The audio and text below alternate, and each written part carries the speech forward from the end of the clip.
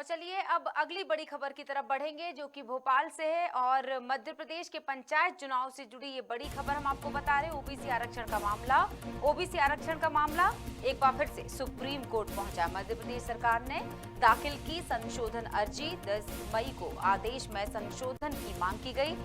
SC सुनवाई को यानी सुप्रीम कोर्ट सुनवाई को तैयार है। 17 मई को होगी ये सुनवाई।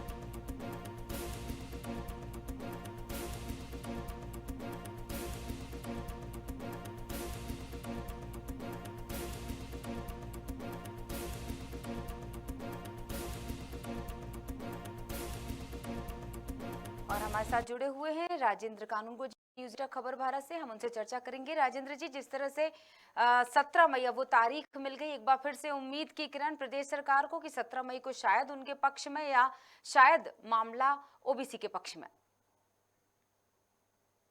जी राजेंद्र जी। मुझे लग रहा है कि ओबीसी के पक्ष में कुछ न्याय होगा जी, क्योंकि जो इस प्रकार से याचिका जो है पुनर्विचार याचिका स्वीकृत की है तो उससे ऐसा प्रतीत होता है कि याचिका में जो तथ्य दिए गए हैं उससे सुप्रीम कोर्ट आंशिक रूप से सहमत है और इसीलिए याचिका को स्वीकार किया है जी। अब इसमें जो सरकार की तरफ से मांग है कि 10 मई को जो आदेश हुआ है हाँ। चुनाव कराने का और अधिसूचना जारी कराने का उसको परिवर्तित उसमें हो सकता है क्योंकि कुछ चुनाव क्षेत्र ऐसे हैं जहां का परिसमन भी अभी हुआ नहीं है तो वो भी चीज इसमें आ सकती है और तारीख भी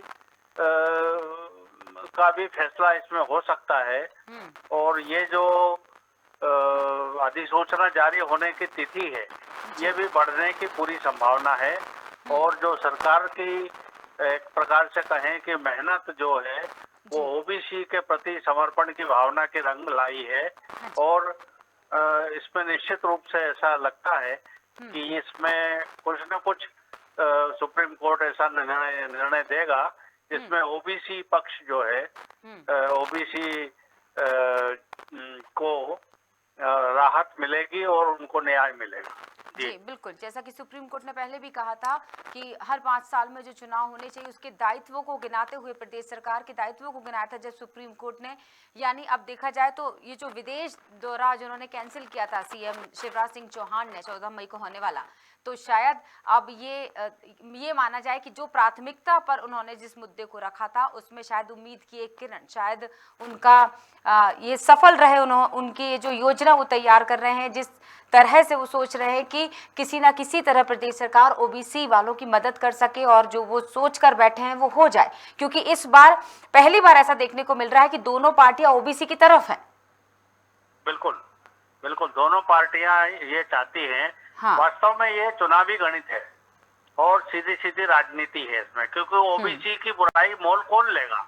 दोनों ये चाहते हैं कि भाई हम ये कहेंगे कि ओबीसी को आरक्षण मिले क्योंकि उसका विरोध तो कोई करेगा नहीं। हाँ। तो दोनों पक्ष जो है, कांग्रेस पक्ष और बीजेपी, दोनों ये चाहते हैं कि ओबीसी को आरक्षण मिले जी। अब कहाँ किसकी त्रुटि रह गई जिसके कारण ये इस प्रकार का फैसला सुप्रीम कोर्ट ने दिया, हाँ। ये एक अलग विषय है। हाँ। लेकिन पक्ष दोनों यही चाहते हैं कि ओबीसी को आरक्षण मिले और उसमें बहुत हद तक ऐसी संभावना भी हो सकती है कि सुप्रीम कोर्ट का फैसला भी ऐसा ही आएगा कि जिसमें ओबीसी जो है वो लाभान्वित होगा।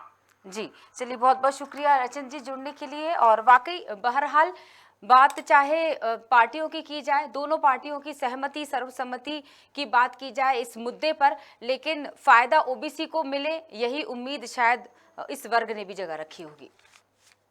और फिलहाल के लिए इस बड़ी खबर में इतना ही। जुड़े रही खबर भारत के साथ। नमस्कार।